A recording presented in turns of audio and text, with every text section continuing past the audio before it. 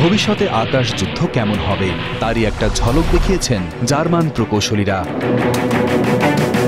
25 September বৃহস্পতিবার জার্মানির প্রতিরক্ষা প্রযুক্তি সংস্থা হেলসিং তাদের তৈরি নতুন স্বয়ংক্রিয় সামরিক ড্রোন উন্মোচন করেছে।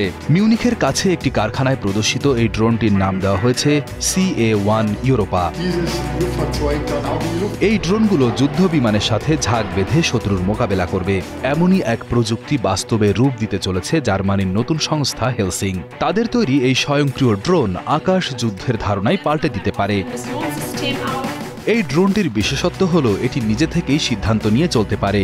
এটি অন্যান্য ড্রোনের সাথে একত্রিত হয়ে একটি ঝাঁক তৈরি করে যুদ্ধক্ষেত্রে আক্রমণ চালাতে সক্ষম। শুধু তাই নয়, এটি পাইলট চালিত যুদ্ধ বিমানের সঙ্গী বা টিমমেট হিসেবেও কাজ করতে পারবে। এই প্রযুক্তি আকাশ যুদ্ধের কৌশলকে সম্পূর্ণ নতুন এক স্তরে নিয়ে যাবে বলে ধারণা করা হচ্ছে। প্রায় 4 টন ওজনের এই ফানেল আকৃতির ড্রোনটির প্রথম পরীক্ষামূলক উড্ডয়ন হবে 2027 সালে।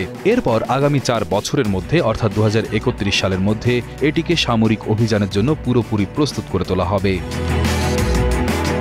অনুষ্ঠানে হেলসিংয়ের সহ প্রধান নির্বাহী গুন্ডবার্ড শেরফ ড্রোন হামলার প্রতিরোধ বিষয়েও কথা বলেন। তিনি জানান, শত্রুপক্ষের ড্রোন হামলা মোকাবেলার জন্য সবচেয়ে কার্যকর উপায় হল একটি সমন্বিত প্রতিরক্ষা ব্যবস্থা বা সিস্টেম অফ সিস্টেমস তৈরি করা, যেখানে বিভিন্ন ধরনের প্রযুক্তি একসাথে কাজ করবে। বিমান প্রতিরক্ষা একটি জটিল সমস্যা। সেখানে বিভিন্ন উচ্চতা, বিভিন্ন গতি, বিভিন্ন ধরনের লক্ষ্যবস্তু আপনার দিকে আসতে পারে। সেগুলোর জন্য একটি বৃহত্তর সিস্টেম অফ সিস্টেমস দরকার, যা একটি ড্রোন ওয়ালের অংশ হিসেবে একাধিক সংস্থার একটি সামগ্রিক প্রচেষ্টা হিসেবে কাজ করবে। এই CA ইউরোপা ড্রোনটির উন্মোচন আকাশ যুদ্ধের ইতিহাসে একটি নতুন অধ্যায়ের সূচনা করল, যেখানে মানুষ ও যন্ত্রের সমন্বিত শক্তি ভবিষ্যতের রণক্ষেত্রের চিত্র নির্ধারণ করবে।